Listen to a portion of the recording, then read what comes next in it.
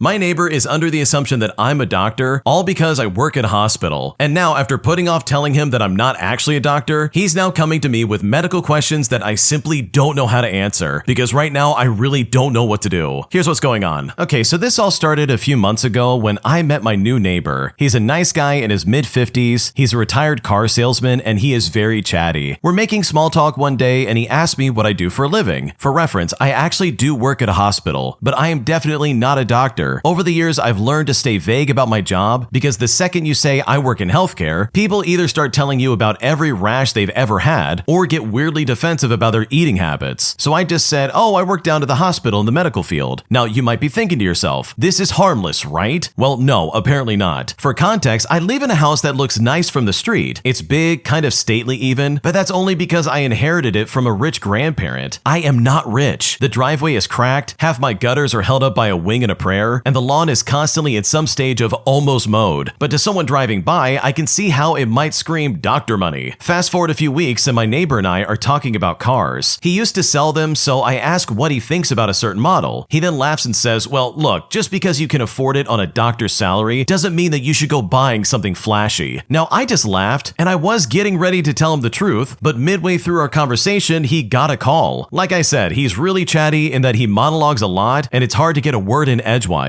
I told my wife later that I think the neighbor thinks that I'm a doctor, and I didn't even get a chance to correct him. And honestly, we both just got a chuckle out of it. We thought it was funny and decided to just let it ride. It's an inside joke. I mean, no harm, no foul. Also, I know that he talks to a lot of the other neighbors quite a bit who absolutely know that I'm not a doctor, and I figured he would just eventually hear through the grapevine that I'm not, so honestly, I thought no big deal. A little while later, he calls me one evening, says another neighbor fell and hit her head, and actually asked me if she should go to the doctor. I'm thinking this is just a normal neighbor check-in kind of thing, so I say something like, I mean, yeah, she should probably get checked out just in case it's a concussion. And I didn't realize it at the time, but apparently, this confirmed in his mind that me, the supposed doctor, was making a house call by phone. From there, it escalated slowly at first. He would send me pictures of something that he thought would look bad. He would ask me to write him prescriptions for something he was looking for, and then he would say something like, what's the best over-the-counter thing for acid reflux? And every single time, I'd dance around it and say, oh, I'm sorry, I can't really help you with that. Or I would say, oh, I'm not really sure. You should probably have your doctor take a look at that. And I would say in the most neutral, non-committal way possible, thinking that he would eventually catch on. I probably should have just ripped the band-aid off, but I unfortunately passed that point where it would be awkward to correct him. If anything, my vague answers reinforced his belief that I was some kind of humble physician trying to avoid liability. A different neighbor later told me that my neighbor said to him, he's so busy being a doctor, he doesn't have time to even fix his house or mow his lawn. Now, my neighbor thought him thinking I'm a doctor was equally as hilarious as my wife and I. And of course, they didn't tell him either. At this point, it's been months. And as far as I know, he still thinks I'm a doctor. You know, the neighborhood doctor who lives in the big house with a big lawn. I eventually told him before the next homeowners association party, because heaven forbid someone has a heart attack and he comes to me to save the day and I have to break it to him that I'm just a humble healthcare worker, because that is quite literally the last thing I ever want to happen. Okay, this is so funny to me because I can see myself in this situation, and I can't say that I would do anything different, dude. Because you're right, man. You're like in for a penny, in for a pound. And this went on for months. That is crazy. It's hilarious to me that you got away with it for as long as you did, but also I really hope this neighbor took it well. Because you're right, if someone has a heart attack, you do not want him at your front door, especially if you're not actually a doctor. If you like Am I the Jerk, you're probably going to love Am I the Genius. Check it out, link down below in the description. Also, go to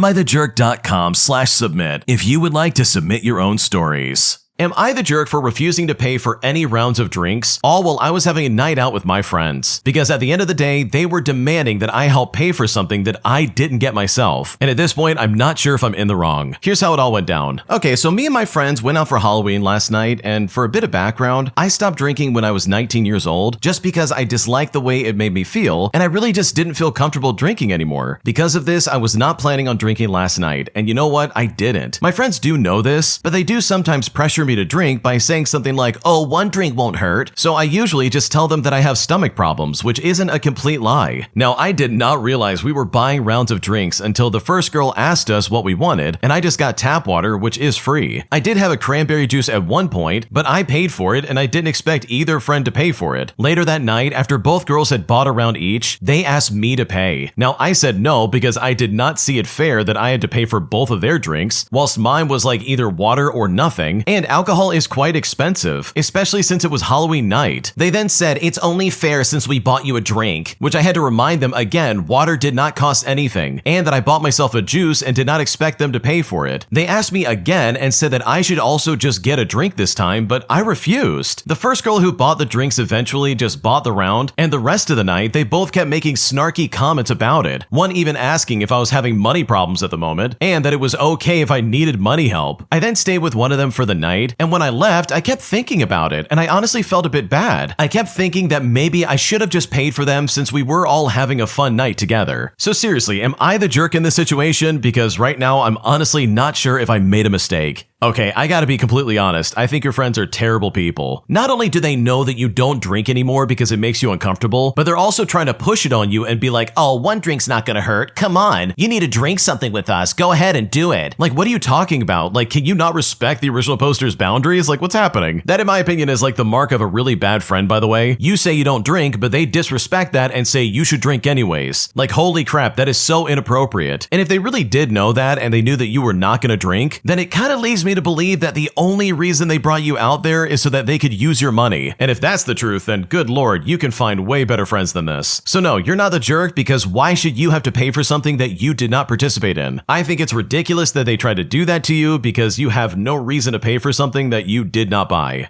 An entitled friend came to visit me for 10 days and somehow expected that just because he gifted us 4 bottles of cheap wine, I would then finance his entire holiday in my country, putting me in a position where I had to practically beg him just to pay me back. Here's what happened. Okay, so the friend I'm going to be referring to would occasionally see my photos on social media, and basically he wanted to come visit my country. For the few years that we have known each other, he never once messaged me for a catch-up. Then one day, he just suddenly messaged me saying that he's coming to see me. Now, my partner and I were happy to have a visitor regardless, and we said that he could stay with us and we could go on a road trip with him in our car. We even picked him up at the airport at 5 o'clock in the morning. He showed up with 4 bottles of wine, maximum of maybe $7 each. We appreciated the gifts and insisted we share the wine together on the trip. Then for the next 10 days, whenever we ate out, bought gas, paid for attractions, and even hotels, he just stayed quiet and never offered to pay. And he never said thank you either. We drove for 5 days and over 1,000 kilometers. As for the hotel,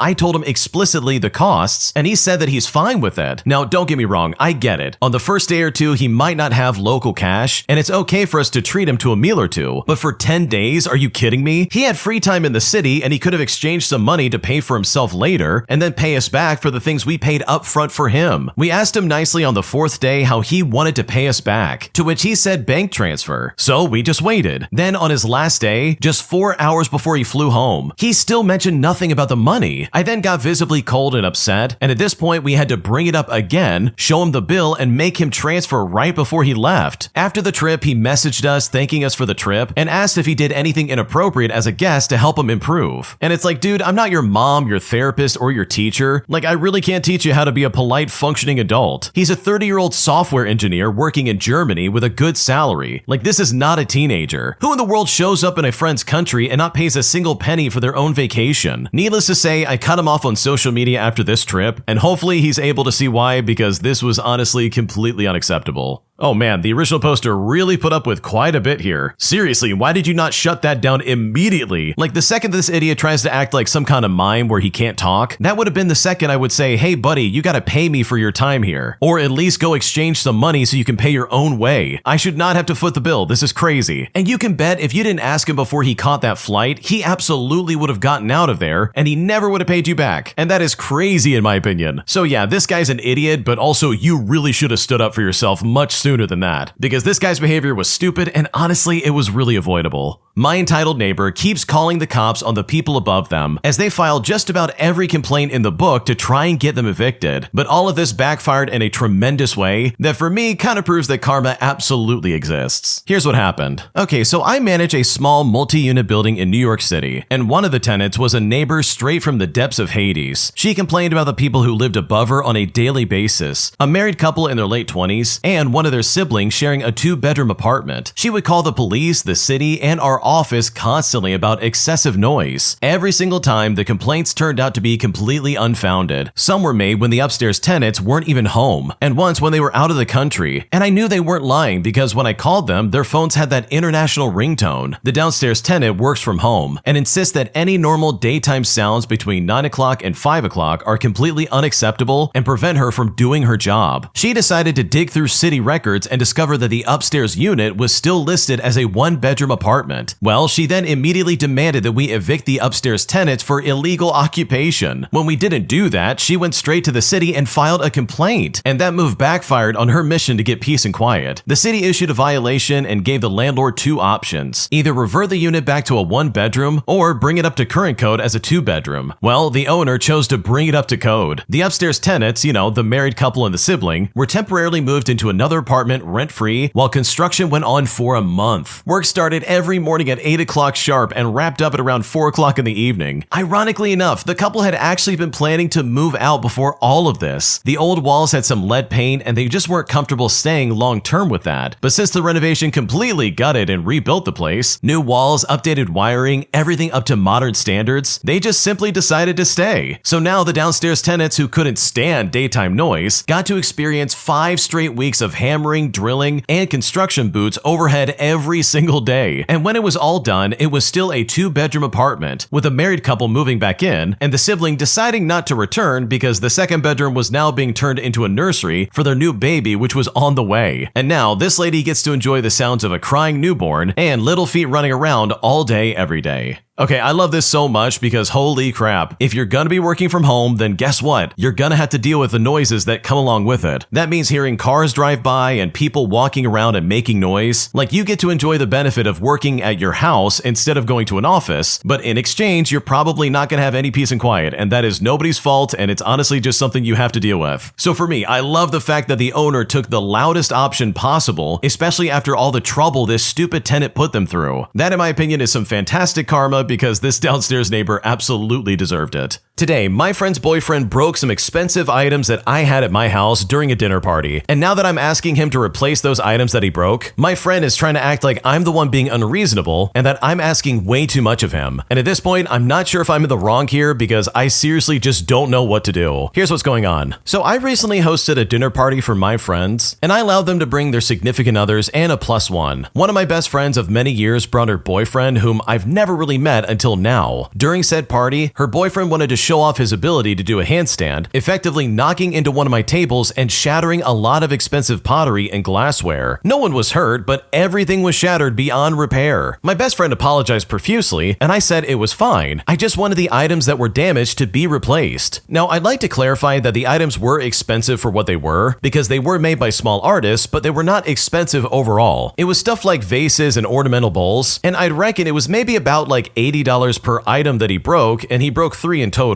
Also, this guy has a stable job and is more than monetarily able to replace the items from the original sellers. I would also like to clarify that this party was more like a classy party or like a dinner party kind of vibe, and no one was drinking excessively. All my friends are in their mid to late 20s, and her boyfriend was actually older, in his early 30s. However, he seemed to be unable to read the room throughout the whole party, and just had such a hyper energy, hence the random showing off of the handstand. This is also why I didn't put away everything, because I believe if he didn't do the handstand, nothing would have happened to my decor. My friend asked me if instead her boyfriend could just replace the items with stuff from like IKEA or Marshall's, but I said no, as I want the original items that were broken. She then responded that I was being unreasonable, asking for such expensive vases that was broken by accident, but I pointed out how preventable the accident was in the first place. So with all that in mind, am I the jerk for asking for replacements here? Like, am I the one that's out of line? Because right now I'm really confused. No, you're definitely not the jerk. Her boyfriend is completely at fault. Like seriously, picture this for a second. Everybody's sitting around having a good time. They're all chatting and laughing and having polite conversation. And then suddenly this idiot does a handstand like he's at a fraternity party and breaks a bunch of custom pottery and glassware, only to then offer to replace it with cheap knockoffs. Like, dude, what is your problem? If I came even close to breaking a bunch of stuff while doing a handstand, I would be the first one to be like, oh my gosh, I'm so sorry. Let me replace that for you. Yes, I will absolutely give you the money you're looking for. Because guess what? That's like the least you can do. So no, you're not the jerk for asking for that, but I think your friend's a moron for trying to back up her boyfriend. Because he is 100% in the wrong and he absolutely needs to pay up. Am I the jerk for not telling my sister that years ago her fiancé used to flirt with me? Because after this was brought up during dinner, my sister is actually trying to accuse me of betraying her, saying that I kept a massive secret from her and that she feels gross thinking about the entire scenario. Because right now I really just don't know what to do. Here's what's going on. Okay, so my sister is getting married this December to someone who I will call Jake for the sake of the story. I've known Jake longer than she has, and we actually went to college together, but we never really were close friends. Back then, Jake and I were part of the same study group. We flirted here and there, and he even asked me out once, but I politely declined because I wasn't really into him. He seemed fine with it, and that was that. Fast forward about 3 years later, and my sister brings Jake home as her new boyfriend. My jaw almost hit the floor, but I tried to play it cool. They seemed happy, and Jake acted like he didn't even recognize me at first. I never mentioned our little almost thing to my sister because it really did feel irrelevant. We never dated, kissed, or anything like that. Just a few flirty text messages and a coffee invite that never even happened. But last week during a family dinner, my cousin accidentally brought up our old college friend group and mentioned Jake, and then said, "Oh yeah, remember when he used to hit on you all the time?" When my cousin said that, you could have heard a pin drop. My sister froze and Jake instantly turned red. Meanwhile, I just wanted to sink through the floor. After dinner, my sister pulled me aside and accused me of keeping a massive secret from her. I told her it wasn't a big deal because nothing ever happened, but she called me a liar and said I betrayed her and that she feels gross thinking about us being in the same room. Now, my mom says I should have been honest from the start, and Jake texted me later apologizing for being stupid back then and saying that he should have told her too. It's been days and my sister still won't talk to me, and my fiance thinks that she's overreacting. But now I'm honestly wondering, like, was I wrong for not saying anything earlier? Because right now I don't know what to do.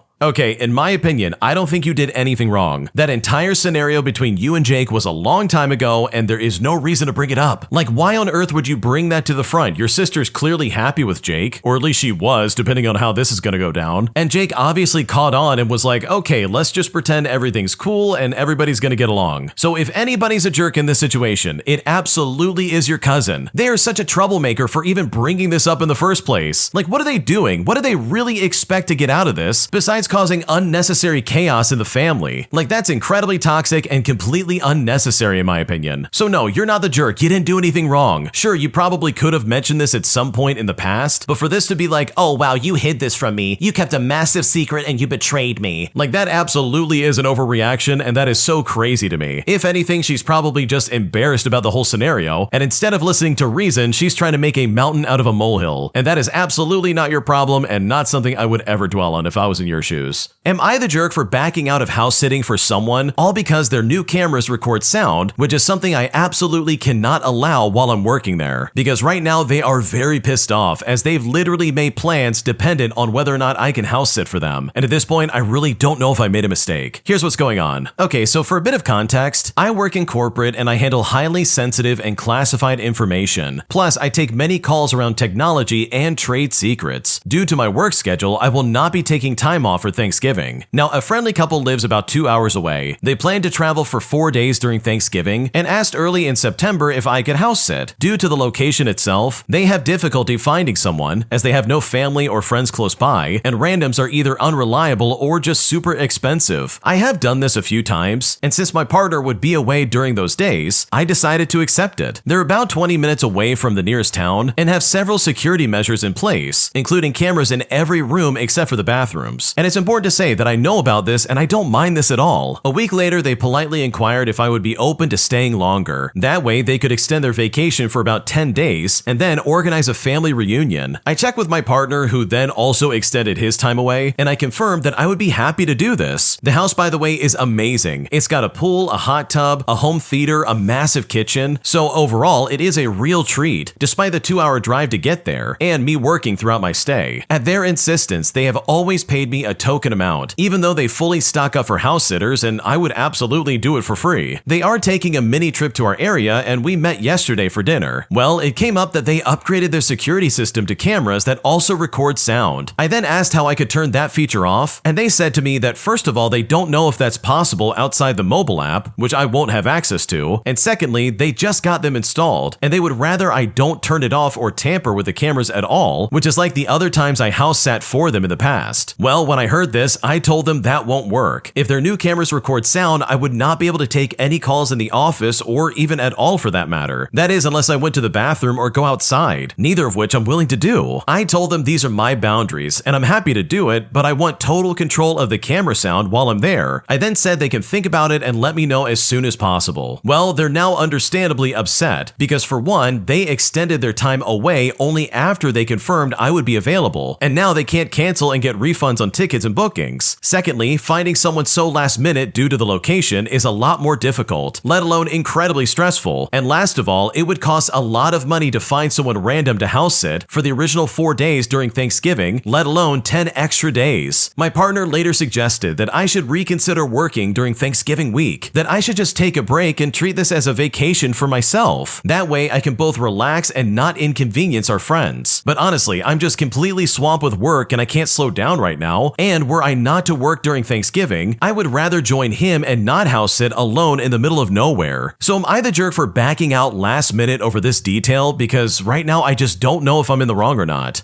Okay, in my opinion, I don't think you're the jerk at all. This is one of those scenarios where, yeah, your job is on the line if your information gets out there. And it doesn't mean that your friends are going to somehow betray your trust and use this information against you, but instead it just means that you're trying to keep your job intact by respecting the trade secrets that you literally get on a daily basis. And if they can record what you're saying, that in my opinion is so out of line. That feels really gross and kind of sketchy in my opinion. And I don't blame you for being like, no, I can't do that. That is absolutely not going to work. So no, I don't think you're the jerk, and I think these people need to find somebody else, because what they're asking of you is definitely not going to work. My entitled wife confesses to cheating on me at a New Year's party, and after being confronted with this information, she turns it around and tries to accuse me of cheating as well. And at this point, I seriously don't know what to do. Also, the following story came from the Am I the Jerk subreddit. Check the links in the description if you would like to submit your own story. So this all happened during the first year of the new year. My wife and I, who are newly married by the way, are part of a tight-knit friend group as we all met each other in the same university. And once a year, we come together regardless of how busy we are, and we enjoy 2 days together. These 2 days are December 31st and January 1st of each year. This time, the New Year's celebration was held at our house, and everything was going fine until my wife's best friend said something that she shouldn't have. It was an accidental slip of the tongue, but everyone who was in the room heard it. My wife's best friend tried to play it off as her being drunk, but I noticed just how much of a reaction it got out of my wife. And when I pointed it out, everybody started questioning her. And after half an hour of questioning, she finally fessed up about how she was having an affair. When she confessed about it though, I didn't react how everybody thought I would react. Everybody thought I would cry or maybe get angry, but when she confessed and everybody quieted down to see my reaction, all I did was take another snack off of the table in front of me and munch on it while saying carry on or something along those lines. The thing is, I have always had a very nihilistic approach towards life, and this has been going on for as long as I can remember. Eventually, around the time I was 12 years old, I realized that people bully people who stand out, and in order to not be the oddball in my school, I started pretending to care about everything. It was hard at first. I didn't know what to do, where to start, but eventually I just started reading books on psychology, vocal pathology, behavior, verbal and physical cues, how to have the perfect tone for the perfect emotion, and much more. Suffice to say, by the time I was 20, I was incredibly good at expressing and understanding others' feelings, to the point that I dare say I am better at articulating articulating myself than most other people. But all these years, deep down, I truly didn't care about any of this, and all of those emotions were just synthetic. Now, of course, I kept it a secret from everybody, and nobody has managed to uncover this my whole life, so I believe I've done a good job at it. Unfortunately, though, that included my friends and my wife. They had no idea that I just don't know how I should feel when stuck in certain situations. So when I found out that my wife was cheating on me, I simply didn't know how to react to that. But this seemed to offend my ex-wife a lot, as she said, "What?" And she said this with great confusion, and then proceeded to get angry at me. She eventually started saying things like, "Okay, I cheated, that's true, but are you sure that you are not also cheating on me?" Now, from a young age, my father has only taught me two things, and he has always repeated that to me and my siblings. And those two things are as follows. For starters, every action has consequences, and secondly, before taking an action, whether you take it or not, is your choice and decision. But after taking that action, it is no longer a choice, and instead it's your responsibility. These were and always will be my motto and ideals. Following my ideals, I have never even entertained the idea of cheating on her, and I've never felt like I could ever do that ever since the moment I kissed her. I have always done my duty and responsibility as a husband, as well as her lover, with all due diligence. But I didn't want to say that because at the moment, inside, this was the first time in a long time I didn't have to pretend to be a responsible adult of society anymore, so I was honestly enjoying my long-lost inner peace. But I knew I also couldn't ignore the chaos that was ensuing outside, so I asked my wife, "Are you done?" And this is actually a mental trick that subconsciously makes you feel defeated in an argument when you answer it by saying, "I am done." Now, although she didn't say that she was done and continued for a while, I asked the same question I had asked earlier, and this time she said that she was done. When she did, I asked what made her think that I ever cheated on her, to which she said my exact behavior right now, to which I said, well, fair enough. Now, at this point, when I looked at the people near me, I noticed their questioning looks that were pointed in my direction, and I understood that this year's party was completely ruined. My wife, who became more assertive when I agreed to her previous allegation, started weeping as she crouched down and started to scream, "Do you still love me? Was I really wrong when I slept with David when you were acting like this?" And this caused her best friend to console her. I also stood up when she crouched down, and then I walked in front of her, crouched down, placed one hand on her shoulder, and said to her, "Save your tears because the divorce papers aren't ready yet." And then I walked away saying, "Happy New Year, everyone. Now, if you will excuse me, I'm leaving." Now, nobody stopped me, as they were really not sure what to do, as well as whose side to take. I mean, after all, my wife and I were both friends of all of them. When walking away, I heard my wife's best friend swearing profanities at me, saying things like, "You heartless jerk," and stuff like that. She wasn't exactly wrong though, as the very next thing I did after walking away from the great room was entering my home office and opening my PC. Now, I am a fairly rich person, and I have a decently huge house. As such, to keep everything in check, I have cameras and microphones set up everywhere, some in plain sight and others that are concealed, and only I can access the footage, as even my wife doesn't know the password of my home office's PC. So I quickly secured the footage, and I gave it a quick edit. I didn't alter anything, I just shortened it down by trimming all the party footage, and then I sent it to her parents. After that, I called her, because I called her in the middle of the new year, and she also had guests over. She couldn't hear me the first time, but when she did hear me at first, she thought it was a joke, so I had to tell her to check out the video I sent. After she watched the video, I heard her scream and wail live on the phone. I also heard people on the other side asking things with concern. Realizing that that was my cue, I swiftly ended the call. Then I called my lawyer and told him everything. My lawyer is pretty good, and our divorce went pretty smoothly. I didn't even have to pay her anything after the divorce, as she had her own work-from-home kind of job. And just like that, a few months passed, and I realized that all my friends from the previously mentioned friend group were giving me the cold shoulder. I usually would have talked to them and tried to clarify my actions, but when my wife and friends left me, I found myself with a lot of free time. So much free time, in fact, that I started to question if I ever wanted to get married ever again. Something about not having all the time to myself felt really good, though I still take responsibility for my parents. They don't live with me, so living in my house alone felt really comfortable. Now, a couple of weeks ago, my friends from the friends group started contacting me again, but I just ignored them and kept giving them the cold shoulder. Now, things had changed when they invited me for a party again, and naturally, I didn't want to go, but one of my friends personally came to pick me up, so I mean, how could I refuse that, right? Well, we went to the party, and all of my friends were there, there, along with some of my acquaintances. I was the last guest to arrive until about half an hour later when my ex-wife showed up. During the whole procedure of divorce, I never contacted her, and she tried to contact me but couldn't. She tried to enter my house, but that's actually impossible without my permission, because I have gates with security on them. So this was the first time we have even seen each other in almost 8 months. She looked visibly depressed. She was wearing heavy makeup to hide her dark circles. Her posture was bad. Overall, she didn't have the radiance and glow that she used to have. But this time, everybody who was present that day seemed to be giving her the cold shoulder. And at one point, she tried to approach me, but I just walked away when she did. She approached me once again, and this time, I just felt like I should hear her out. Not because I had some lingering feelings for her, but because it just felt rude to leave someone twice at a party. I mean, I surely would not like that kind of humiliation if that was me. She talked to me about how she just didn't understand my worth when I was close to her, and now that I was away from her, she truly misses me, and how she doesn't believe that we were meant to just separate like this. At some point, her eyes became teary and misty as she did her best to pursue me. Eventually, her best friend joined in as well. Though she didn't participate in our conversation, she just deterred any curious passerby looking for gossip. My conversation with my ex-wife ended with my last message, which was the following: "It may be true that you still love me. It may also be true that we are truly meant for each other, and I also think that you're telling me the truth when you say that David was just a mistake that you made. But at the end of the day, you did it. You were not under the influence, you weren't even high. You're not someone who can't think for herself. You did it willingly and you enjoyed it. And now you get to suffer for it." After I was done, she left the party in tears, and some of our mutual friends followed her. Surprisingly, her best friend stayed and talked to me. She said how they, referring to the friends who were present that day, actually thought that even I was cheating on her. They even went as far as to hire multiple private investigators to run background and daily checks on me. And even after months of snooping around, they literally couldn't find anything. And then she said with genuine sadness that I deserved better, all before she left the party, probably to console her best friend. After they left, the atmosphere around me got slightly weird, but I put my social skills to good use and greatly decreased the tension. After the party ended, I also returned home. I thought I would feel something, anything, when I saw my wife and friends for the first time in months, but there was literally nothing. Love, hate, grief, anger, nothing was there. Like always, it felt futile. I know some of you are going to ask this, so I want to say this in advance. I don't feel an inkling of attachment towards my family either. My parents who have raised me, my siblings with whom I molded our future together, my friends with whom I have shared my darkest secrets, and finally my wife and lover who has seen every inch of my body. I feel nothing towards any of them. Don't get me wrong, I have done my job as a son, sibling, friend, and lover very well. I have always taken my responsibilities with the utmost seriousness, and I have never neglected them just because of how I was feeling. I am proud to say that everybody who has ever met me has said that I'm a very good son, sibling, friend, and husband. In fact, one of the things my ex-wife's friend said before leaving the party that day was that I was a good husband and I deserved better. If you can get your enemy's respect, that means something, right? But none of that mattered, as I never really felt anything from anyone at all. And one night when I was thinking about this, a thought surfaced in my mind. Maybe it was my fault that my wife chose another man over me. You see, my wife's love language is acts of service, so I have always made sure to do little things for her. And on top of that, I would bring her a surprise gift once a month. We will go out to see a movie once in a while. She likes to watch Fluffy, also known as Gabriel Iglesias, so whenever she got depressed, I would book a couple of tickets for his show, if the show was close to us. And then if not, we would just go on a long drive if it's not too far away. I would even book a jet for her. I cooked for her. I always tried new things in our intimate life to make sure she never got bored. And once a week, we will go to a restaurant for lunch, because even she deserves a break from cooking lunches every day nonstop. I would pretend to fight and pretend to be seriously angry just so she would get the thrill of fighting me once in a while. And it was all playful. It was nothing malicious. But even after all of that, somewhere in my heart, I truly think it was my fault, because I am sick in the head, because I did something wrong that she left me, and that is eating me away from the inside. So I honestly want your opinion. The very people who now know a secret that nobody who knows me in real life has been able to find out yet. Tell me, am I the person who is at fault? Am I the jerk here? What should I do? I don't think you're the jerk here, all things considered. It's really a good thing that you recognize that having emotions and feeling things is not something that comes intuitively. I mean, it seems like you're very self self-aware of that fact, and you have worked very hard to adjust to society. And that's really good in my opinion. You're fulfilling your responsibilities and helping those around you and loving those around you, even if you yourself don't feel it on the inside. And honestly, I'm just gonna say it, I don't think that makes you crazy at all. You're putting in the effort, you're trying to find some functionality in society, and that, in my opinion, goes a long way. But let's look at the facts here real quick. You did not cheat on your wife. She cheated on you. In my opinion, this automatically makes her the jerk. And I really think you got it right the first time. She knew what she was doing. She was well aware of her actions and all the things going on in her life. She knew that going to David would be an awful decision, and yet with all things considered, she still did it. She chose to do that to you, not the other way around. Like seriously, you can't make someone else cheat on you. She chose to do that. If she was unhappy in her marriage and she didn't like you or something like that, then that honestly should have been brought up. Like the solution to that is talking and having an honest conversation, not going to David and seeing what he has to say. Like that's such a sudden leap and it's so disloyal, despite the fact that you've done everything you can to make her comfortable. And from the sounds of it, you really did do a good job. And that, in my opinion, is very responsible. You did the right thing pretty much throughout the relationship. So no, in my opinion, I don't think you're the jerk. I think you handled this really well. I know if I was in your shoes, I definitely would be very upset if my significant other cheated on me. I would definitely be the guy who gets angry or cries or gets upset or something like that. But regardless, I don't think you're the jerk in this situation, and I think your wife is 100% at fault. If you like Am I the Jerk, you're probably going to love Am I the Genius. Check it out, link down below in the description. Also, go to amithejerk.com/submit if you would like to submit your own stories. My entitled general manager says that if I don't like my job, I can either find somebody to replace me or I can quit. So I decide to maliciously comply, and I decide that now's a time to get back at my general manager and find a new job without any kind of notice. Here's what happened. As a young adult, I decided to move several hundreds of miles away on a whim without a new job lined up. Fortunately, the relatives I was living with knew a ton of people in the small town and were able to get me a job within a week at the local grocery store. It was to be a courtesy clerk bagging groceries and stocking shelves. Immediately, I made friends with coworkers, and some of the customers weren't too bad either. However, management was a different deal, such as the HR manager, who would waste a customer's time telling them recipes for the items they have, and as a result, just holding up the line. She would also call me from the back of the store to bag 2 items and help a man barely older than me to his car despite him protesting. There was also John, the general manager. John is not his real name. John would be nice in groups, but if he got you alone, his true colors would show. He once berated me for having a 5 o'clock shadow, even though I shaved right before work. Like my hair is dark and it grows quickly. Sorry, dude, I can't help nature. After a few months, the night janitor quit, so John decided it would now be my job to polish the floors every morning. My previous job was at a movie theater, so working from 5 p.m. to 2 a.m. was pretty normal, whereas mornings were definitely not my jam. This would require me to be at work by 4 in the morning, but I was told this would be for 1 to 2 months tops. I was even thrown a 5-cent raise for my troubles. I mean, how could I decline? After about a month, I asked John how the search for a replacement is going. He says probably 2 weeks and everything will be settled. Well, after month 2, I ask again. John says the first person fell through and suggests that maybe I know someone who might be looking for a job, but I assure him that is not the case. After the 3rd month, I was completely over it. Again, I approached John and explained that I cannot keep doing this much longer. He replies, "Not my problem, find someone else or a new job." This really set me off, but I wasn't in a position to walk out right then, so I figured I'd start applying anywhere I could. A couple of days later, probably even the same day, my relative drags me with them to go looking for new cars. While discussing prices and waiting for the sales manager to respond, my relative and the salesperson were just BSing with one another, and I mentioned what John had told me about the job. The salesperson raised an eyebrow and walked away. Moments later, the sales manager approached me and said they were looking for a dealer and asked if I was interested. And this would be a regular schedule. I wouldn't have to work evenings, and it would be higher than even my previous theater job as a manager. While my relative was signing paperwork, I was filling out a new hire packet. I was to begin work on Tuesday of the next week. When I got home, I packed a bag and began driving to my hometown to visit friends. I knew I wouldn't have to work for about a week because at midnight, I called the grocery store and told them that I would not be returning to work. I said to them, "If you have any questions, please ask John." A year or so after my departure, John was mysteriously mysteriously no longer working at the store. Nobody knew why, as he had another 5 years before retirement. But one day I had to go to the bank to deposit a check, and John was the teller. And let me tell you, it was so fun to watch him deposit my paycheck from my new employer. Wow, that really came full circle, didn't it? John seriously was not only a complete moron, but he was also awful at his job. Like seriously, all he had to do was find somebody to wipe the floors and clean up the place. That shouldn't be that hard of a job, and it should be an easy search for the most part. Like it seemed like he didn't want to search for anybody because the original poster was already doing a good job, or at least doing the job in the first place. And that is just so straight up lazy. So good for you for giving it right back to him, as well as getting to watch him deposit your check. Because if John was just a little bit kinder and treated you with just a bit more respect, he would probably still have his job. My boss screamed at me after I called out of work at the restaurant I work at, claiming that I just didn't want to be there and that I should have done better. And now I'm kind of at a crossroads and I seriously don't know what to do. So I just want to start off by saying that I really love my job. I like my coworkers, it's good money, and I honestly have fun when I'm there. And I work in addition to going to college. I've been working at my restaurant for almost 2 years since before it opened. I've never called out, and yesterday I was working and I didn't feel the best. So I asked my manager on duty if I could cut for today, and he said to ask the closer to the shift. I woke up this morning so sick. I just decided to call out because there was no way I was going in like this regardless of what they say. So I text the main manager and the owner. He gives me a hostile response saying that I just wanted to call out because I didn't want to be there and that I should be texting him and should be using the work app instead, even though I always text him like this. That really infuriated me because I've never called out and he never gets mad at other people for calling out. Like he literally cuts people just because they want to do fun things and not work. When I told one of the other managers I wasn't coming in, she asked if I was okay and told me to feel better. I've always either gotten my shift covered or just worked it in the past when I had something come up, and it really hurt me the way that he spoke to me. I told one of my former coworkers, who I was friends with before working there, and she agreed that he was being hostile for literally no reason. So am I at fault here? Did I do something wrong that maybe I don't know about? What should I do? Okay, your boss is a complete jerk. There's no reason for him to act that way. He literally got hostile for no reason at all. Like, let's look at this for a second. Here you are working at a restaurant, and you've been a loyal member of the staff ever since day one. I mean, you've been working there for almost 2 years. It's not like you haven't paid your dues. You're not like brand new or anything like that. You've been around and you have some experience. And you would think that, hey, maybe some of this experience comes with, I don't know, a little bit of respect. For your manager to be like, wow, you just don't want to be here. That, in my opinion, is proof that they absolutely should not be the manager. I mean, it does sound like they're the owner of the restaurant, but the point still stands. Why on earth would you want your employee coming to work sick? Like, seriously, can anyone make sense of that? If I was the manager of a restaurant and I had an employee be like, hey, I don't feel good and I feel sick, I would be like, oh yeah, don't come in. Please don't come in. We do not want you here if you're sick. Because literally that is such a liability. You could get everybody in the kitchen sick. You could get customers sick. You could even infect the food and that could be sent out to who knows where. Like, why on earth would anyone want you there? If you're sick, just stay home. And it's not like this is a chronic thing. You've never even called out before. This is the first time. So I mean, clearly it's gotta be bad for you to be like, hey, I don't feel good. I think I should go home. So no, all in all, you are not the jerk. The owner in this story is completely out of line, and they have no business treating you that way in the slightest. My entitled neighbor demands that I watch her kids, claiming that I just don't understand how hard it is, despite the fact that I have kids of my own, and I have enough on my plate as it is. And when I told her that no, I can't watch her kids all the time, she got offended and said I was being judgmental. And I've never been more blown away by somebody's entitlement in my life. Here's what happened. So shortly after we bought our first home, I went next door to meet the wife who lived across the street. I had already met her kids, as she sent them to our house to play while we were unpacking. And I really should have known right then and there that this wasn't going to be good. But honestly, I was excited to see that she had kids close to my children's age. I had my first child a month after I turned 18. For years, it was a struggle for me to find mom friends. The woman I wanted to be friends with looked at me like I was a child, and the moms I found my age were more interested in dumping their kids and partying. I thought I might have finally found my perfect opportunity for a great mom friend, plus she lived right across the street. So I walked over and I introduced myself to her. We got to talking and she told me it was her and her husband's anniversary. I asked her if they had plans and she said, well, actually, I wanted to ask you if you do me a solid and watch the kids while I go on a date. Now, when she said this, I was a bit taken back. She didn't even know me. I mean, I'm weird about leaving my kids with just about anyone, but then I figured this poor lady must be desperate. And since it was her anniversary after all, I agreed to go ahead and do it. My children were 10 months and 6 years old at the time, and she had a 1-year-old, a 3-year-old, and a 5-year-old. Watching her kids on top of mine was definitely a chore, but I get through it and I was happy to give her their date night. I ended up getting a little gas station job that worked outside my husband's shift. My husband worked second shift, would get home around 1, stay up until 6 in the morning because he couldn't quite fall asleep, and then sleep until half an hour before he had to leave again. In order to make it work, I would open the gas station early hours, work 4 to 6 hours a day on the weekdays and every other weekend, and I'd keep my kids up until 9 so they would sleep in until I got home. I was working part-time 32 hours a week, but would also take care of everything else until it was the weekend, and I could then get help from my husband. To say I was exhausted is an understatement. Here's where the really entitled part starts to come in though. My neighbors started to watch to see me arrive home and then send her children, her very small children, over to my house to ask if they could play at my house. And at those ages, I had to constantly supervise them. Her kids also lacked total boundaries and manners. I could excuse it by saying that they were little, but even the one closest to my daughter's age was really bad. They would eat up all my kids' snacks, tornado through my home, and then when I would say it was time to clean up, they would literally just walk out the door. And because of this, I started telling them no whenever they came over. And that's where things really started to get weird. After consistently telling them no when Saturday night rolled around, my neighbor and her husband came over to supposedly say hi to my husband and myself. We were chatting maybe a minute when my neighbor said to me, "You really need to watch my kids. You have no idea how hard it is." I thought to myself, excuse me? I told her straight up that yes, I do know how hard it is. I told her I first became a mother just 5 months after I graduated high school, and she had her first at the age I had my last. I told her that I had been working 32 hours a week, waking up at 3 in the morning. She then interrupted me there by saying that me going back to work is a break. She was a stay-at-home mom, but if she really did feel that way, she could also go get a job opposite her husband's 9 to 5 work schedule. And she also had his help all week after work. I told her that in the situation I was personally in, being a stay-at-home mom would be easier. I was still doing all the work that I did when I stayed home, but then would have to go off to work. She then twisted it around like I was saying that being a stay-at-home mom was easy, which it's not. I had already had a few year-long periods of staying at home, and it wasn't what I said. She then said to me, "You're being judgmental," and then she stomped off, saying that I just simply didn't understand her. Now, this is just one of many stories involving this lady. She made my life a living nightmare for the 5 years that we lived next to each other, and this is probably the most PG-rated story of them all, but it honestly just fits perfectly. But here's the real kicker. If she had even shown any interest of wanting to be my friend versus someone that she just wanted to use, I probably would have helped her to my own detriment. She was able to worm herself back into using me for free childcare, but those are stories for another time. Wow, that lady seriously was very entitled. Like, she literally just said, "Okay, I'm gonna send my kids to your place. You just really need to watch them. I just don't know what to do with them." Like, lady, are you kidding me? No one should have to be a free babysitter for anybody. Like, that's just not fair at all. She was even sending her small children over to your house, probably just to try and guilt trip you into saying yes. Like, that is seriously so messed up, and she really should not have done that. So honestly, good for you for putting your foot down and not taking that for a second, because that lady was being incredibly entitled. And honestly, no one should ever have to deal with that in the slightest. If you like Am I the Jerk, you're probably going to love Am I the Genius. Check it out, link down below in the description. Also, go to amithejerk.com/submit if you would like to submit your own stories. Am I the jerk for making my husband leave a wedding reception with me early and thus making him upset the next day? Here's what happened. My husband and I have been married for 8 years and have 2 kids together, and I'm also currently 7 months pregnant with our 3rd child. This has been by far my worst pregnancy. Overall health-wise, me and the baby are fine, there's no major issues, but the general fatigue and discomfort of being pregnant while also having 2 other kids to take care of is honestly wearing on me. I've also had more nausea and terrible heartburn. As a result of me being tired literally all the time, my husband has had to take on a lot of additional household and childcare duties, and he's been great about it. And things are still running smoothly, even though I can only do about 30% of the household and kid stuff that I would usually do. This past weekend, we attended a wedding for one of my friends from college. My husband knows a lot of people in this friend group, and he was really looking forward to some adult social interaction. The wedding was a 3-hour drive from our place, so he got his parents to babysit and booked a hotel so that we wouldn't have to drive home and we could enjoy the reception. I felt fine all day up until about halfway through the reception. I mean, it was like hitting a wall energy-wise, and I started getting terrible heartburn. My husband was off mingling with people, while I pretty much just sat at a table for over an hour talking with whoever came by to say hi. My husband eventually came over to check on me, and I told him that I wasn't feeling well and I wanted to leave. He then asked if I would be comfortable taking the shuttle back to the hotel by myself so that he could stick around and keep socializing. But I told him that I want him to come back to the room with me in case I start feeling worse so that he can take care of me. He didn't protest or argue with me, but he did give a big sigh as if to say, okay, fine. When we got back to the room, I was so exhausted that I fell asleep immediately. Fast forward to the next day, and he was short with me all morning as we were getting ready to leave. A lot of one-word answers kind of stuff. On the way home, I asked him what his deal was, and he said he's frustrated that I made him go back to the room with me only for me to then just fall asleep. He said if he knew I was going to just fall asleep, he would have stayed at the reception for much longer. He said that this was the first social interaction he has had in months, and with a new baby coming, it will probably be his last social interaction like that for several months. I told him that I didn't make him come back with me. I just told him I wanted him there in case I felt worse. I also told him that my health should be his priority over any other social event. He said that wasn't really giving him a choice because if he stayed, even if I fell asleep right away like I did, I would still hold it against him that he chose wrong. He said that he was just enjoying behaving like an adult instead of a dad for one night, and he's allowed to be frustrated that this was cut short. Now, it might just be my hormones, but his attitude is making me feel guilty about all of this. So am I the jerk for making my husband leave a wedding reception with me? Honestly, I need to side with the husband at this point. I really think that it's not fair for you to pretend like you didn't make him leave, when in reality, you straight up told him, yes, I want you to come home with me in case I don't feel good. And he listened because that's what you wanted him to do, even though he didn't want to do that. And maybe I'm gonna sound mean for what I'm about to say, but seriously, it's just heartburn. I'm sure there's some kind of medicine you can take to help that heartburn that will not affect your pregnancy and will still allow your husband to have some kind of social interaction. The way you're treating him is honestly very much manipulative, and it makes it seem like, oh, this is your problem. And clearly your husband has run into this before, because whenever he doesn't make the right choice, whatever that choice should be, you hold it over his head and make sure he doesn't forget it. Like, honestly, there's no reason you couldn't have taken the shuttle back to the hotel and just relaxed and laid down for the night. It really would not have been that hard. But instead, you decided to drag your husband back to the room with you. Also, you could just fall asleep. Like, literally, I would be upset as well. And also, how on earth is he supposed to take care of you when you have heartburn? There is literally nothing that he can do to fix that situation. So yeah, in my opinion, I absolutely think you're a jerk because there's no reason why your husband couldn't have stuck around and enjoyed some socializing. I found out that my girlfriend has been lying about her financial situation, and at this point, I seriously don't know what to do. So my girlfriend and I have been together going on 2 years now, and I've been planning on proposing to her soon. We talk finances all the time and have been planning on saving for a home in the near future, and according to her, she has about $40,000 in savings, and I have a little over $30,000. Everything has been working out great for us, and I told her I need to see her bank account as well as her credit balance before I would be comfortable proposing. She seemed pretty startled when I asked about it, which makes sense because I did ask out of nowhere, but she knows how serious I am on finances. I open her debit account and I see that she has roughly $1,000 in checking and about $4,000 in savings. But the real kicker is that she has $8,000 cash advance from her credit card with that bank. I then call her other credit card and she is sitting on a balance of about $6,000 there as well. This revelation shocked me, considering that she doesn't have any large expenses. I mean, I fully pay for rent and her car is paid off. So I am curious how this even happened. I proceed to confront her on what is going on, and she acts confused, but tells me that all the money she took out in cash, and she has it, but she just doesn't trust the bank. Okay, that's fair. If that is your belief, then no problem. I will just go in and be able to see that you withdrew $40,000 over the last 2 years. Well, it turns out that these cash withdrawals are nowhere near $40,000, and instead it's closer to about $8,000. As you can tell by now, all of this really stunned me, and I had to take a step back and try to evaluate this from an unbiased view. I thought maybe the savings is in an investment account. Maybe the bank messed up in showing the transaction. Maybe I just missed it on my end. So now at this point, I'm very skeptical, and I don't know how to feel about this situation. I was never told about the credit card debt, and I wouldn't have cared if she just told me. But I do care about this, because now our whole future has been derailed, and my trust is at an all-time low. It also doesn't help that when I originally asked her to show me the cash withdrawals, she edited a bank statement to show the withdrawals, which I immediately noticed were fake, and when I called her out on it, she wouldn't admit that she faked it for almost a week. I didn't check what she was spending her money on. I mean, her money is her business, and she is free to spend it on whatever she wants. But I don't want to be told that you're saving a certain amount of dollars because I'm going to make plans for the future based on what I'm being told. In a last-ditch effort, I went in and added up all she spent in the last 2 years, and I subtracted it from her post-tax income over the 2 years, and there is no way it would be possible for her to make $40,000 in savings. So honestly, if you were in my shoes, what would you do? I really do not know how to deal with this, or if this is something that can even be fixed. I am very much on the verge of ending it all, but what if she's being honest? What if I throw it all away and she really didn't do anything wrong? What should I do? It really doesn't sound like she's telling the truth. Like, straight up, it really seems like she's lying to you, and that is really not fair for you in the slightest. Like, think about it. You're trying to get this stuff together. You're trying to get things going and have some kind of future with her. But here she is lying about how much money is saved up. Like, why would she do that? That seems so counterintuitive with your future spouse. I mean, that's a lot of lying about her money. Either she was too embarrassed to tell you the truth, or if she lied to try and deceive you, whatever the truth is in that regard, I personally think that this is a massive red flag and a huge deal when it comes to your future. She literally tried to change a bank statement to show a different record of her bank account. She literally kept lying to you for over a week until she finally said, yes, I changed it, or whatever she said. Like, that is honestly crazy to me, and there's no reason to act like that. So hopefully you could see how sketchy this really is, because the way she lied to you is really not good. And if I was in your shoes, I absolutely would not ignore that. My entitled neighbor won't stop smoking the herb under our flat, and it's starting to make me feel sick, and I seriously don't know what to do. I do not know what to do about this situation, and I could really use some insight. My neighbor, we'll call him John, that's not his real name, has been smoking the herb, if you know what I mean, for as long as we have lived in the flat above his. He lives with his girlfriend, who is semi-friends with my sister, who I live with. My sister is friends with her cousin, and then they exchanged numbers when we moved in. I also send her down cookies in a basket on a rope from our balcony whenever I bake a batch, so we are on friendly terms for the most part. My sister also has a newborn baby. Now, I normally don't care what you do in your spare time. If it doesn't affect me and doesn't hurt anyone else, it's none of my business. But the trouble is that this does affect me. I'm autistic, and I have some pretty bad sensory issues. Loud noises and strong smells can really stress me out. So you can imagine what it must feel like to come home after a long, horrible 8-hour workday, hoping to have a nice, relaxing night, only to then find out that your flat smells like the herb. And it's a very strong smell that makes me feel like I'm choking. We have spoken to John's girlfriend, and she has said he's gonna quit for the baby. And during the pregnancy, he did seem to limit the smoking to once a week rather than twice a day, which still wasn't great, but it was a start. But the baby has been home for 3 days now, and in those 3 days, John has been smoking on his balcony multiple times a day. And as we are currently in the middle of a heat wave, we can't even close the windows anymore to try and block the smell. I'm really at the end of my tether now, and I've had so many meltdowns over this with so much ugly crying, it's not even funny. And I have debated on whether to report him to the landlord so many times. For the record, we both rent, and smoking or doing any kind of substance like that is absolutely not allowed in the building. The only reason I haven't is because of that baby, and also because of his girlfriend. They don't deserve to suffer just because I can't handle smells. I just feel like he's being super inconsiderate. It's too hot these days not to keep a window open, but I've been forced to close it anyways, and there have been so many moments over the past few months when I've just wanted to relax on my balcony that we pay extra for in rent and council tax, only to then be chased off by the smell. It's not fair. I should be able to relax and enjoy myself and feel safe in my own home, but I can't even do that. I'm at my wit's end, and I'm crying every day now over the nauseating feeling I get when I walk through the door. It's not fair, and I don't know what to do. Can anyone give me advice? What should I do? Yeah, John is being super inconsiderate. Honestly, if I was in in your shoes, I would have already reported them to the landlord. I get that they're friends and I get there's some kind of history or whatever, but the fact of the matter is you can't do that in the apartment complex you live in. Sorry, buddy, but the smell is bothering me and I'm sick of it. It's not like this guy doesn't know that he can't be doing this, and it's also not as if people haven't told him, hey, could you cut it out, please? So yeah, that's what I would be doing. I would be going to the landlord and say, hey, I want to report this anonymously, but my neighbor is absolutely smoking the herb, and that's not fair for me when I'm trying to deal with this stupid heat wave. And frankly, I just wouldn't care if he found out that I did it or not. Like, we all signed an agreement saying we wouldn't do that in this apartment building. And I get it, he's on the balcony, but I'm pretty sure those apartment contracts usually have it spelled out that yes, just because you're on the balcony, it still means that you're on the property of the building itself. So yeah, that's what I would do if I was in that situation. I wouldn't want to put up with that smell either, and I'm surprised you've put up with it for as long as you have as well. Because I'm pretty sure if you tell the right people, this can be sorted out fairly quickly. Am I the jerk for not helping my sister leave my wedding on time? Here's what happened. So my wedding was on a small island, with the main boat taking everybody back at 1 in the morning, and this was a 45-minute journey. We paid for 2 additional boats, one at 8 p.m. and another at 10:30 p.m. for anyone who couldn't party until early morning. My sister sent us a message prior to the wedding and told us that she was trying to sort out her own private boat at 8 p.m. as she had to get my young nieces to bed. We told her we could organize one for her, as we already had to get the photographer back at 8 p.m., and she thankfully agreed. Now, as a side note, she previously asked us to move our wedding date forward 1 week after we sent the save the dates out, because my niece was starting school after the wedding weekend. We had asked for her input before we booked, specifically mentioning my nieces and school term times, and she told us to go ahead and book what we wanted, and so we did, and we chose to not move the dates as we booked and let all the guests know already. I feel this has been an issue of contention ever since. Now back to the wedding night. I started the dance floor music early, so my niece could dance with us before they left, and my sister and brother-in-law really got into dancing with them as well. My wedding planner asked me who would be there on the 8 o'clock boat. I looked at my sister and I said, oh, my family, but I'm not sure which of them at the moment. This was an error on my part, as I should have specified that I didn't know if my parents should also leave with my sister. My wedding planner then went on the DJ microphone and gave a notice that the first boat would be leaving in 10 minutes. My sister's family is still dancing, but I don't ask them to stop and leave to get the boat. Eventually, we all say goodbye. She then suddenly makes a beeline for me across the dance floor with a really angry look in her eyes. She then says to me, the boat left. I'm like, what? She then says to me, you told your wedding planner you didn't think we were going. I then said to her, oh no, that's not what I said. And she says to me, I'm now stuck here. And I said to her, yes, because I had no idea what to suggest on the spot, and she just storms away from me. I speak to my wedding planner, who is apologizing profusely and saying she is calling around different boat companies to see if anyone can help us out. My nieces see me again and excitedly runs up to me to give me a hug, but my sister shouts, girls, come on, and they move away from me and my planner. And when she did that, it absolutely broke my heart. My husband asked his family for cash as a new boat was available and sorted them out. Meanwhile, I cried in a toilet cubicle. She messaged us both the next day saying that we hope we had a nice night, and I wished my niece a good first day at school in response. Ever since then, we haven't really spoken to each other. I can't tell if she's mad at me or if she is mad that I'm possibly mad at her. Either way, I can't lose the anxiety, and at this point, I seriously don't know what to do. Okay, first off, your sister should have been more attentive to the time. If she knew that she had to leave at a specific time, she should have been planning with you to make sure that was gonna happen. The fact that she missed the boat is not your fault. That is literally all her fault. Also, her reaction to that was completely out of line. She seriously should have done better, and she should have been a little bit more compassionate about your wedding situation. It's not like you did it on purpose. Why is she trying to spoil the mood, all because she was too irresponsible to gather her kids and get out of there? That is literally not your fault. Like, did she think the boat was going to be specifically held for her? Like, come on, you've got to be ridiculous. There was literally an announcement. Did you really not hear what was happening? So no, you're not the jerk in this situation. Your sister is absolutely a jerk, and there's no reason for her to talk to you like that in the slightest. My entitled neighbors demand full access to my house, as well as a portion of my back garden, as they try to renovate their rundown house. And I've never been more amazed by somebody's entitlement in my life. Here's what happened. So I first met James and Rose when I heard my doorbell ring. James and Rose are not their real names. I head downstairs and I find them already in my living room. Yep, my girlfriend opened the door and they just waltz right in like they own the place. We awkwardly said hello while also guiding them back out the front door. I thought that was it, but boy was I wrong. James and Rose bought an ex-council house that had been badly damaged by the last tenants. I'm talking busted walls, shattered windows, you name it. The house was listed accurately, so none of this was a surprise to them. Strangely, I never had problems with the people who used to rent, and was amazed when they left and I saw the damage that they had done. James and Rose just decided that I would be helping them out and had the audacity to come over with a contract that they had drafted, stating that their builders can use my garden and my bathroom, and that they can use my kitchen whenever they needed until theirs was installed. Now, them handing me this contract was literally the second time I ever interacted with them. I basically went around to tell them that this was ludicrous and that they could shove it. They weren't pleased and slammed the door in my face. Not too long after that, I find them standing in my back garden. My girlfriend had been hanging up laundry, and they apparently heard her in the backyard and decided to let themselves through my front yard, around the side of my house, and right up to her. My girlfriend was practically frozen, holding up a pair of her pants while they just stood there, looking around and just smiling. They then suggested, given how unhelpful I'd been with their renovations, that I host a barbecue for them and their friends. Now, what friends, you might ask? Beats me, but I shut that down real quick, and I told them never to come through my backyard ever again. But they weren't done and they couldn't leave yet. They had the gall to propose straight after I told them to get out that I give up roughly 1/5 of my garden so our gardens could be equally sized. I told them in no uncertain terms that they can forget it. It is not my problem if they bought a house with a smaller garden. At this point, I was seeing red, and I think they knew that they had pushed it too far, as they eventually scampered away. Now, I guess James and Rose decided that since I wouldn't willingly give them part of my garden, they would try taking it instead. From my back room, I saw some guy standing at the end of my garden. I went out to ask who he was and how in the world he got there. And as you could probably guess, it was because of James and Rose. Turns out James and Rose had torn down our adjoining fence, and this guy was planning where the new one would go, clearly not having been told that it's my garden and that I was absolutely not on board with this plan. And oh, it gets better. They also peeped through my windows and had questions about my belongings. I do kickboxing and I have a life-size training dummy, and they would then ask me about that and be like, "Did you know that looks scary and it should probably be moved away from the window?" They apparently didn't want to see it while they were enjoying their newly enlarged garden. I calmly told the man that I was keeping all of my garden, and none of them had my permission to be there. I also informed them that if I catch them in my garden again, they will be volunteering to take the place of my human-sized dummy. The last I heard, they tried to bully our 70-year-old neighbor into giving up part of his garden. He's got early onset dementia, and his 4 or 5 sons visit him regularly, but they don't currently live with him. I stay in contact with them as I go around to help my neighbors now and then, or just to chat and keep him company. He's a really cool guy, and hearing him upset about some contract and him losing where his shed was located basically had me fighting not to see red. Eventually though, one text to his sons and that nonsense was shut down really quickly. I mean, honestly, I never thought I'd meet people this entitled, but here we are. Needless to say, James and Rose have kept their distance since my very explicit warnings, which extend to bothering our dear old neighbor too. My girlfriend is back to hanging up washing outside, but she won't open the front door without checking the Ring camera first, just in case those weirdos are somehow lurking around the corner. Wow, this honestly upsets me. The fact that these people would not only just straight up walk into your house the second you open the door, but also would invade your personal privacy is beyond me. For me personally, I'm a private individual. I like to keep things to myself, and I like to keep my belongings safe and secure. So when someone's messing with my belongings, namely my home or my garden if I was in the original poster's shoes, I would be livid. I would not be taking this sitting down, and I personally would have been involved with the police to make sure these weirdos don't try that again. Like seriously, they came up to you after having a terrible first impression of walking into your house and tried to get you to sign a contract, basically saying, oh, the construction guys, yeah, they can use your bathroom and your kitchen whenever they want. Also, we're taking some of your garden, thanks. Like, no, I don't think so. You're not doing any of that. You're gonna stay off of my property while also leaving the 70-year-old neighbor alone. So honestly, good for you for putting your foot down and not taking that for a second, because these neighbors were being absolutely entitled jerks, and I'm pretty sure if you gave them an inch in your life, they absolutely would take a mile. If you like Am I the Jerk, you're probably going to love Am I the Genius. Check it out, link down below in the description. Also, So go to amithejerk.com/submit if you would like to submit your own stories. My girlfriend thinks it's weird for her to have to pay me in rent, and at this point, I really don't know what to do. So to start things out, I just wanted some opinions from internet strangers on this one. My girlfriend and I have been together for about 5 years. For the first year and a half of our relationship, she lived at home with her parents, but spent most nights at the place I was renting at the time. In March of 2020, I bought a house and she moved in with me. Until recently, I hadn't been asking her to contribute money to the household expenses because when she moved in, she was working part-time and simultaneously working on a master's degree, as well as trying to get a professional certificate. I have been paying for all of the utilities, as well as for her car insurance and most of our groceries. A few days ago, I asked her to start paying for her share of the utilities, as well as $500 monthly towards the house. She didn't have any issue with paying toward the utilities, but she said that it was weird of me to ask her to pay rent since it was my house, and I would essentially be profiting off of her payment. Eventually, she agreed to start paying me, but it really seemed like it was under protest. I think $500 is very reasonable, and I don't see how this is a weird request. It doesn't even cover half of the interest I pay each month on the mortgage. Also, for some additional information, I make about $140,000 each year, and she recently started making about $40,000. She is working on paying off student loans, but is going to have low monthly payments thanks to income-based repayment. My mortgage payment is about $2,400 a month, and the combined utilities are about $500 a month. The home we live in is a modest starter home, and we're in a high cost of living area, so a decent apartment in the area would easily cost as much as my mortgage. Now here's the thing, I don't need the money, but it is important to me that I feel like we are both contributing towards the household expenses where we can. We do plan on getting married, and we don't want to have any kids. We split the chores somewhat evenly. She definitely does more than I do, since she has had more time to spend at home, but I would call it about a 60-40 split. So with all things considered, is it really that weird to ask my girlfriend to pay me $500 each month in rent? What should I do? I mean, I don't think it's weird that you're asking her to pay for stuff. Maybe if you really want her to pay for the utilities, just maybe ask her to pay for specific ones at the end of the month or whatever you want to do. I can understand where she's coming from, where she's like, wait, why would I pay you rent? We are together after all, right? So I mean, if you really want to do something where it's like, hey, pay me $500 a month so I can pay for stuff, that's fine, but I think maybe getting something in writing would be better off, and that would be much more secure than some kind of word of mouth